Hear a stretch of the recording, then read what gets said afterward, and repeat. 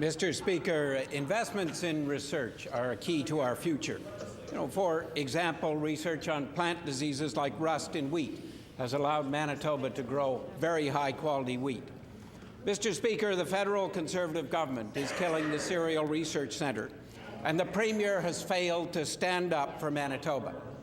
Mr. Speaker, the federal government announced in 2008 that it would build a grain research centre of excellence, and yet delays and inadequate support from the province mean that it has not happened.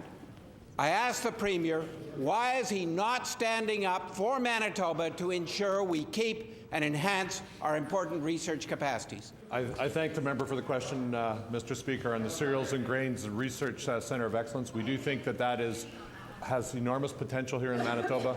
It's regrettable that people are being laid off at the existing facility right now, and we have to make sure that we don't lose some of the excellent research scientists that we do have in this province.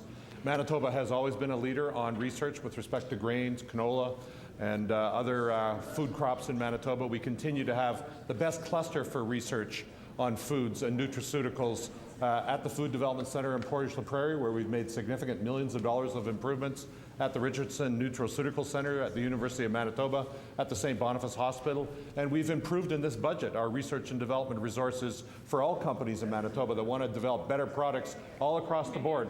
We will continue to work with our partners in the community and the federal government on developing a Cereals and Grains Research Centre of Excellence in Manitoba. We're on the radar of that. We've discussed it with them. I've communicated with the federal government on this, and we will continue to pursue this because Manitoba is the best place to do that kind of research in Canada, no doubt about it. Why hasn't it been done in 5 years? Mr. Speaker, the Institute for Biodiagnostics on Ellis Avenue is another example of a very critical research facility and for the future of healthcare and the future of our economy. The Institute has had extraordinary success in producing new products and services and spinning off companies like Emrys and Novadeck, with international sales of tens of millions of dollars and employing hundreds of people here in Manitoba. And now we learn the federal Conservative government is axing all the research at the Research Institute for Biodiagnostics. And I ask, why is the Premier not standing up for Manitoba and Manitobans? Why isn't he speaking up about the importance of investing in research, keeping scientists here instead of having them leave the province? Again, Mr. Speaker, I think the member from River Heights asked another excellent question. The loss of the Biodiagnostic Centre on Ellis Avenue is a very significant hit on Manitoba's capacity to do the kind of research in magnetic resonance technology, of which Emrys came out of that centre.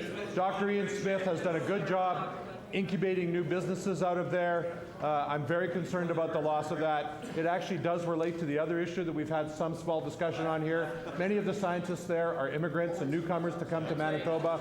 We want to continue to recruit those people to this province. We want them to have opportunities to do research and development in Manitoba. The member is right.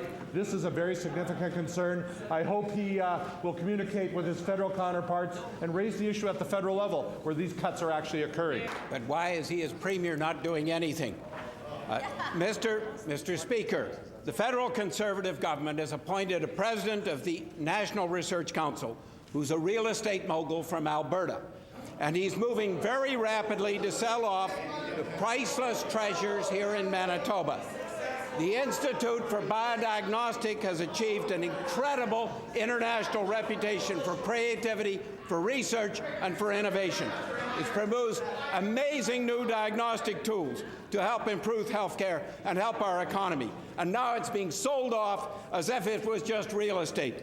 When will the Premier stand up to this sell-off of assets here in Manitoba, which are so critical to our future?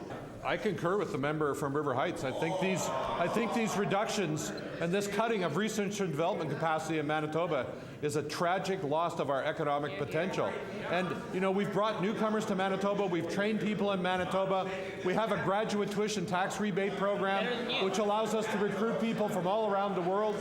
And when they live and work in Manitoba, they can get 60% of their tuition back. That is a tragic loss of that facility, as with the cereals and grain as well. We are going to pursue these activities and try to retain as many of them in Manitoba as possible.